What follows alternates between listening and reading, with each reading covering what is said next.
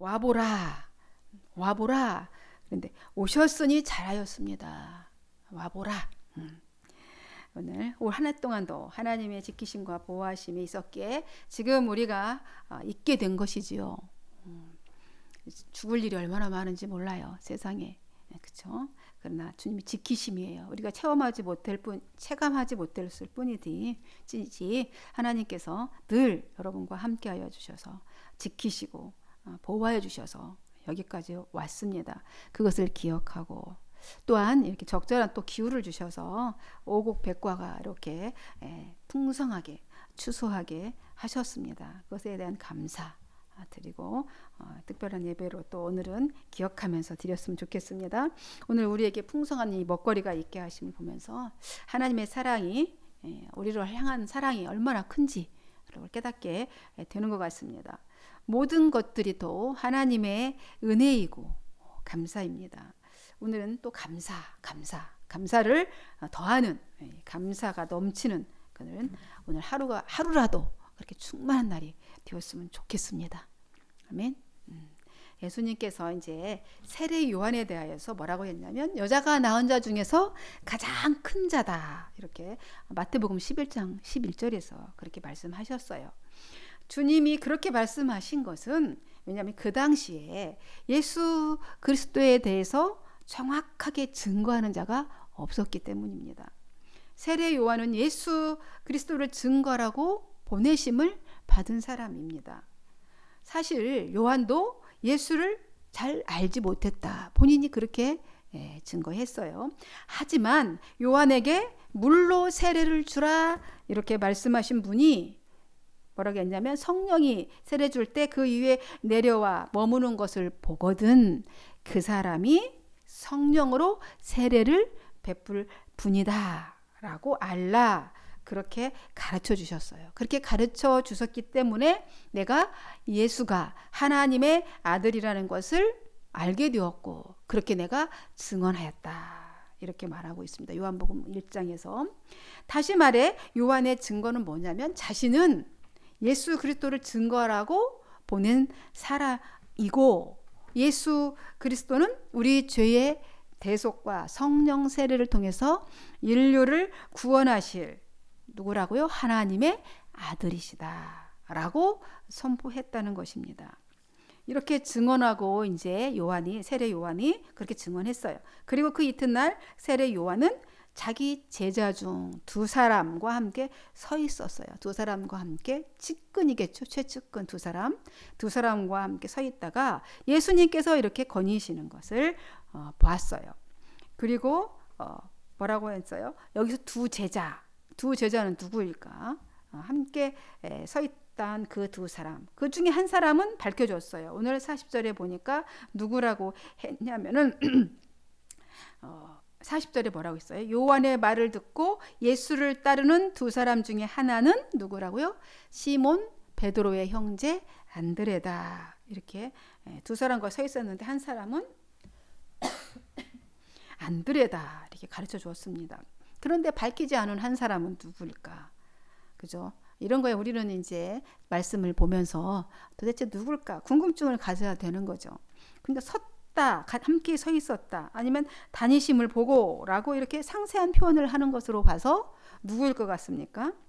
요한복음 기록자이겠죠. 요한복음을 기록했던 이 사도 요한으로 추측이 되어지죠. 어쨌든 이 요한은 이 두 자 누구랑 안드레랑 사도 요한이랑 이렇게 함께 서 있었어요. 그러다가 주님이 지나가는 것을 보게 되었습니다. 그래서 주님을 딱 보고 향하여서 그 두 제자가 함께 있을 때 이렇게 말했다는 거죠. 보라! 누구라고요? 하나님의 어린 양이로다. 이렇게 외쳤다는 거예요. 이 어린 양이라는 표현은 어떤 의미가 있을 것 같습니까? 제물. 어린 양이라는 표현은 제물이라는 의미이죠. 왜냐하면 출애굽할 때 양을 잡아서 어떻게 했어요? 문설주와 임방에 그 피를 발랐어요. 바르라고 했고 그것을 발랐던 그 집만 죽음이 넘어갔어요. 모든 예굽의 장자들과 가축들까지 심지어 다 감옥에 있는 자의 장자까지도 다 죽었는데 임방에 문설주에 피를 바른 그 집만 넘어갔던 것입니다. 민족을 넘어서 이스라엘뿐만 아니라 어린 양으로 오신 어린 양의 피를 덧입은 사람만이 어떻게 해요? 영생을 얻을 수 있다. 영생이 주어졌다는 것을 의미하는 것이죠. 보라, 하나님의 어린 양이로다. 그 양으로 돌아가실 분이다 라는 의미인 거죠. 이 요한의 말을 듣고 안드레와 요한은 어떻게 했다? 예수님을 따랐다. 오늘 성경이 말하고 있네요. 이들은 예수님이 메시아라는 것을 그 음성을 듣고 요한의 외침을 듣고 하나님의 어린 양이로다 그 음성을 듣고 깨달았던 거죠. 아, 그분이 누구다? 메시아이다. 아, 우리가 고대하고 기다렸던 그분이 메시아이다 라는 것이 깨달아졌던 것이죠. 그러니 곧바로 방향을 틀어서 예수께로 간 겁니다. 여러분, 당시 요한에게는 그를 따르는 정말 많은 군중들이 있었어요. 많은 제자들이 요한을 따랐습니다. 왜냐하면 그는 어떻게 했어요? 광야에서 메뚜기와 석청을 먹고 선지자로 외치는 자로 거기에서 백성들의 정신적인 지주로 활동을 하고 있었어요. 그래서 많은 사람들이 세례 요한을 따르고 있었습니다. 그런데 지금 가장 측근에서 있던 안드레와 요한이 그 음성을 딱 어린 양이로다 라는 소리를 듣자마자 예수님께로 갔습니다. 그러니까 요한은 곧바로 자기 제자를 예수님께로 인양했던 것이죠. 넘겨준 겁니다. 이런 일이 쉬울까요? 어려울까요? 어렵겠죠. 이 세상에는 오히려 예수님의 제자를 자기 제자로 만드는 사람들이 수두룩합니다. 네? 예수 장사꾼들, 예수님의 이름을 팔아서 자기 이득을 취하는 사람들이 너무나 많이 있어요. 근데 지금 세례 요한은 자기 제자를 예수님께로 이양했습니다. 그리스도의 제자가 되도록, 내 제자가 아닌 그리스도의 제자가 되도록 그렇게 할 수 있는 것은요, 자신을 완전히 포기하지 않으면 안 되는 일이고요. 자기 자신을 완전히 부인하지 않고는 불가능한 일인 것입니다. 그렇게 완전히 자신을 포기하고 자기를 부인한 사람만이 가능한 일이 바로 내 제자를 다른 사람의 제자가 되게 하는 것이죠. 요한의 이 두 제자가 돌아서서 이제 예수님께로 돌아갔어요. 그렇게 돌아갔다라는 것은 뭘 의미합니까? 이 상징적인 의미도 됩니다. 지금 이 구약의 시대, 구약과 신약을 이어주는 역할을 하는 게 바로 세례 요한이에요. 구약의 시대가 종결이 되고 이제 신약으로 넘어오는데 구약의 율법 시대가 이제 끝났다는 것을 의미하는 거예요. 예수님의 세례 요한의 제자가 예수님께로 왔다라는 것은 이제 구약의 율법의 시대는 끝나고 새로운 시대가 이제 열리게 되는 것을 예수님의 예수 그리스도의 그 사역의 시작과 함께 이제 전혀 새로운 시대가 열리게 됨을, 포문이 열리는 그런 상징적인 역할이 있는 것입니다. 새 시대에는 새 인물이 필요하죠. 새 시대에는 새 인물이 필요합니다. 예수님께서 요한의 제자들이 돌이켜 이렇게 자신에게로 이렇게 오는 것을 보시고 그들에게 이렇게 말씀하십니다. 무엇을 구하느냐? 무엇을 구하느냐? 아유, 어서 오시오가 아니라 무엇을 구하느냐 이렇게 물어요. 그러니까 당신들이 원하는 것, 찾는 것이 뭐냐? 그 두 제자가 이렇게 왔잖아요. 그렇게 물으신 것이죠. 나를 따르려고 하는 그 동기, 그 목적, 그게 뭐냐는 거예요. 그러자 그들이 그 두 제자가 대답을 이렇게 합니다. 랍비여. 선생님이죠. 해석하면 머물고 계신 곳이 어디입니까? 그렇게 물어봅니다. 되물어요. 질문했는데 되묻습니다. 선생님 계신 곳이 어디입니까? 이 말은 무슨 말일까요? 선생님과 같이 교제를 하고 싶습니다. 선생님 사는 곳이 어디예요? 그곳에 가서 같이 교제를 하고 싶습니다. 이런 뜻이죠.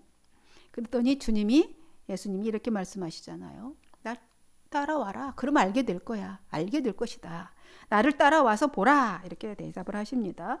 그들은 예수님을 이제 따라가서 그날 주님과 함께 지냈어요. 그러니까 성경이 또 시간도 가르쳐 줍니다. 그때가 10시쯤이래요. 로마 시간으로 10시쯤 된 것이죠. 그러니까 이 두 제자는 늦은 오후부터 밤까지 이제 예수님과 함께 그날 보내게 되었다는 것이죠. 그렇게 주님을 만난 후 이제 안드레는 집에 돌아가서 먼저 어떤 일을 했냐면 형 시몬을 찾아가서는 시몬 형, 우리가 메시아를 만났어요. 메시아를 만났어. 막 이렇게 소리를 합니다. 메시아는 기름 부음 받은 자는 뜻이죠.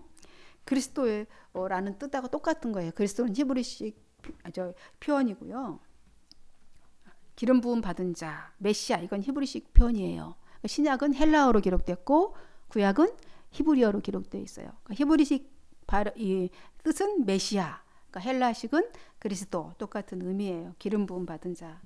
그렇게 그리고 이제 안드레는 시몬을 데리고 이제 자기가 메시아를 만났잖아요. 봤잖아요. 그분 예수님을 만나서 이제 그 시몬을 데리고 이제 예수님께로 갔습니다. 그러니까 안드레 자신만 본 것이 아니라 자신뿐만 아니라 민족의 염원이에요. 메시아는 구약 성경 내내 오실 메시아에 대한 이야기, 예언자들의 모든 선포도 다 메시아가 오실 것이다. 너무 삶이 고통이 싫었고 힘들지 마지막 심판의 날에 메시아를 주님 보내주신다 약속하셨어. 메시아를 기다렸단 말이에요. 근데 지금 이들은 로마의 압제 속에 엄청 세상이 종말과도 같은 고통 가운데 있어요. 지금 유대인들이. 그래서 지금 메시아가 오실 시점이 얼마나 간절히 고대했는지 모르죠. 그래서 물어보잖아요. 세례 요한한테 당신이 그리스도냐 아니면 선지자냐 이렇게 물어보잖아요. 엘리야냐. 그랬던 것좀 간절히 기다렸단 말이죠. 이 메시아를 직접 이제 봤어요. 그죠? 안드레가 이제 봤어. 그러면 그 감동과 감격이 어땠을 것 같습니까? 뭐 이루 말할 수가 없겠죠. 뭐 어떻게 기분을 표현할 수가 없어요. 이제 그거를 혼자 가지고 있을 수 없어서 이제 베드로 형에게 시몬 형에게 얘기하고 그를 데리고 예수님께로 온 거죠. 그래서 시몬이 예수님께로 이제 오는 것을 보신 예수님께서 이렇게 말씀하십니다. 당신은 요한의 아들 시몬이요. 그러나 이제부터는 당신을 게바라고 이렇게 내가 부르겠소. 이렇게 얘기하시는 거죠. 당신은 이제 앞으로 게바요. 게바는 반석이라는 뜻이고 베드로라는 뜻이에요. 베드로는 헬라어 표기고 이제 게바는 아람어 표기입니다. 그래서 이렇게 이미 그가 누군지를 주님은 알고 있었던 거죠. 시몬이 누군지를 알고 있는 거예요. 예수님은 여러분의 생각, 고민, 어떤 삶을 살고 있고 무슨 기질을 갖고 있고 어떤 성질을 갖고 있는지를 다 알고 계시죠. 근데 주님은 그 삶의 모습 그대로 오라고 그러시는 겁니다. 그러니 시몬을 만나더니 첫 번째 주님이 하신 게 뭐예요? 계명이에요. 계명. 이름 바꿔주셔서 이름. 왜냐하면 이 이름이 굉장히 중요합니다. 이스라엘 사람들에게 그 이름은 그 사람의 정체성이에요. 그래서 굉장히 이름이 중요합니다. 그래서 이름을 바꿔주셨어요. 이제는 게바 반석이라고 이름을 지어라, 바꿔라 이렇게 하신 것입니다. 요한의 제자였던 이 두 사람, 안드레와 요한이 이제 갔죠. 두 사람이 예수께로 간 날에 이제 새 시대에 이제 새 인물, 새 사람이 주님을 만나게 된 것이죠. 누구? 안드레, 시몬, 또 요한, 사도 요한 이렇게 세 사람이 주님을 만나게 되는 은혜를 입었다는 것입니다. 그리고 다음 날 예수님께서 갈릴리를 향해 이게 떠나려고 하시다가 빌립을 만나러 가십니다. 그러면서 나를 따르라, 빌립에게 나를 따르라 이렇게 말씀하십니다. 빌립은 베드로랑 안드레랑 같은 고향 사람이에요. 그래서 앞에 두 제자를 선택한 그 선택은 이제 요한의 증거, 요한이 가서 얘기를 했잖아요. 그죠? 가서 보고 세례 요한이 넘겨줬어요. 두 제자는 안드레와 요한은 세례 요한이 넘겨준 거잖아요. 예수님께.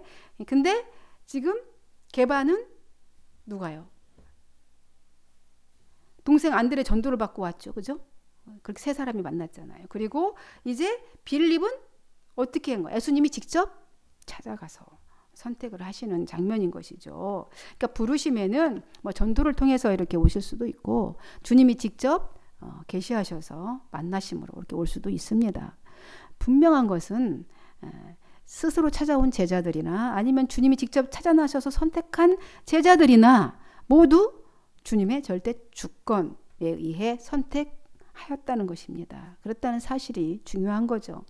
훗날에 주님은 제자들에게 이렇게 말씀하십니다. 너희가 나를 택한 것이 아니요 내가 너희를 택하여 세웠나니. 이렇게 요한복음 15장에서 말씀하십니다. 예수님께 이렇게 선택을 받은 빌립은 바로 어떻게 합니까? 친구에게로 찾아갑니다. 나를 따르라 하고 아멘 하고 순종하고 따라갔는데 아멘 했는데 곧바로 누구를 찾아가냐면 친구를 찾아가요. 예수님께 선택받은 친구를 찾아갔고 안드레는 형 시몬을 찾아가 만났다고 전했습니다. 그러면서 빌립은 친구를 찾아가 이렇게 예수님을 소개합니다. 이봐 친구가 나다나엘이에요. 이름이. 이봐 나다나엘 내 말을 좀 들어보소. 오래전에 모세가 율법책에 썼고 또 예언자들 역시 기록했던 바로 그분을 우리가 만났다네. 나사렛 출신 예수라는 사람인데 요셉의 아들이라네. 이렇게 친구에게 소개를 합니다. 내가 만난 예수를. 빌립은 메시아에 대한 정확한 이 말을 보면 정확한 예수님에 대한 지식이 있었습니다. 그래서 나다나엘은 이 이름의 뜻이 뭐냐면 나다나엘이라는 뜻이 하나님께서 주신 선물이라는 뜻이에요. 그러니까 예수님의 제자로 바돌로메 12제자 중에 바돌로메라고 나오는데 그 인물이 바로 나다나엘입니다. 그러자 나다나엘은 이렇게 반응을 하죠. 나사렛이라고? 이러는 거죠. 믿을 수가 없는 거죠. 거기서 어떻게 선한 것이 훌륭한 인물이 나올 수 있냔 말이야. 이렇게 반응을 보입니다. 전도를 했더니 한맘교회 와. 한맘교회에 은혜 있어. 아니 그 지하에 그 여자 뭐 무슨 은혜가 있겠어. 뭐 이렇게 똑같은 거죠. 그죠? 무슨 그곳에서 선한 것이 나올 수 있겠냔 말이야. 그럴 수밖에 없는 것이 갈릴리의 나사렛은 모든 유대인들이 경시하는 곳이에요. 경시하는 지역이야. 갈릴리 지역, 가난한 지역.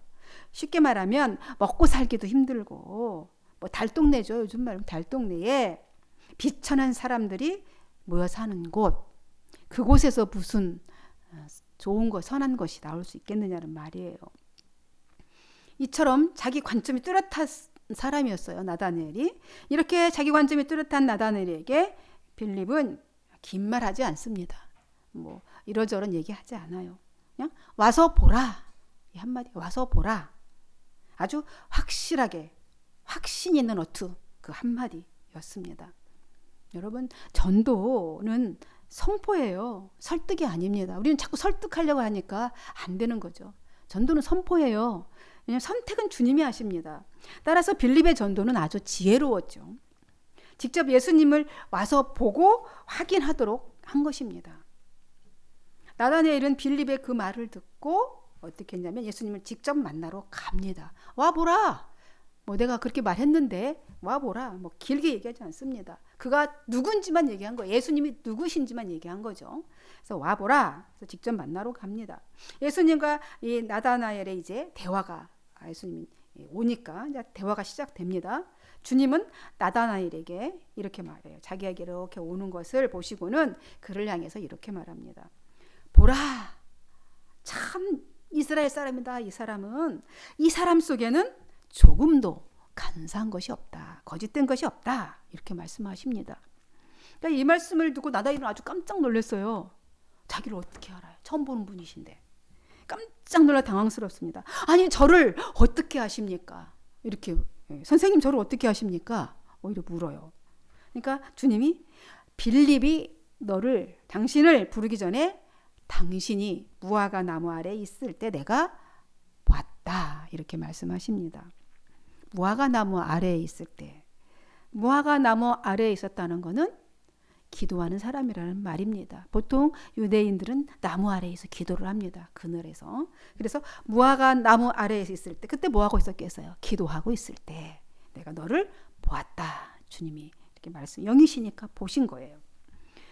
주님은 나다넬의 기도를 다 들으셨고 그가 누구인지도 이미 그의 형편도 처지도 다 알고 계셨다는 것입니다. 주님의 이 말씀을 듣고 나다넬은 그가 이건 사람으로서는 알 수 없는 일이잖아요. 확실하게 다른 이분이 신이시구나, 하나님이시구나 확실하게 누구신지를 확신을 했습니다. 그래서 이렇게 신앙 고백을 합니다.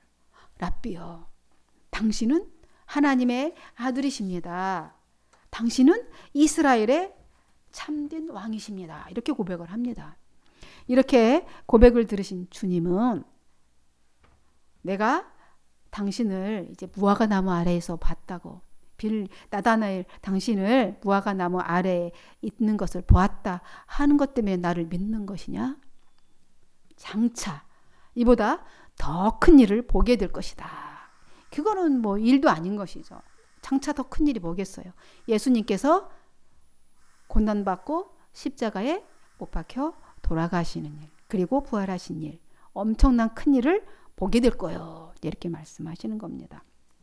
그리고 덧붙여 말씀하십니다. 마지막 절이죠. 오늘 같이 봅시다. 마지막 절. 또 이르시되 진실로 진실로 너희에게 이르노니 하늘이 열리고 하나님의 사자들이 인자 위에 오르락내리락 하는 것을 보리라 하시니라. 이렇게 말씀하십니다. 이렇게 앞으로 이제 하나님의 하늘이 열리는 역사가, 천사들이 그 위에, 주님 위에 오르락내리락 하는 것을 보게 될 것이다.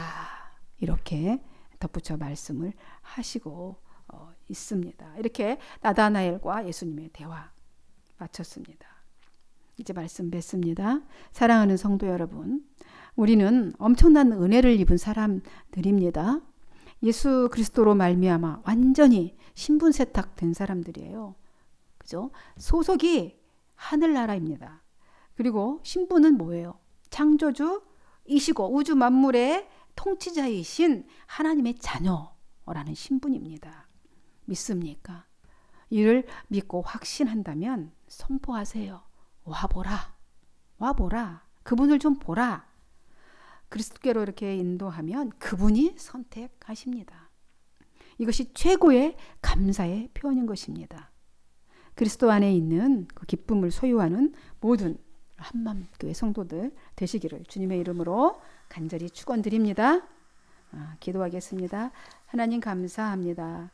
오늘도 변함없이 사랑하시는 은혜로 더 많은 감사를 말씀을 통해 깨닫게 하시니 감사합니다. 우리가 이제 그 감사를 표현할 수 있는 믿음에까지 이르게 하옵소서. 축복하고 예수님의 이름으로 기도하옵나이다. 아멘. 이제 이어서 성찬 예식을 하겠습니다. 기도하겠습니다. 거룩하신 아버지, 오늘을 맞아 이렇게 하나님 앞에 예배를 드리게 되고 하나님의 이름을 이렇게 마음껏 부를 수 있는 자격이 주어짐에 대해서 감사하고 영광과 존귀를 찬양을 올려드립니다. 이 땅에 우리 독생자 예수 그리스도를 보내주셔서 그의 피로 구속하시고 이제 죄와 사망에서 해방시켜 주심을 믿고 감사합니다. 이제 오늘 추수감사를 하게 하신 하나님의 은혜에 감사하면서 주님이 제정하신 그 거룩한 성찬 예식을 하려고 합니다. 우리가 이 예식에 동참하며 주님의 몸과 주님의 피를 대합니다. 이제 주님과 연합하는 은혜가 있고 답답했던 심령이 새로워지고 새 생명으로 풍성해지도록 하여 주옵소서. 예수님의 이름으로 기도하옵나이다. 아멘.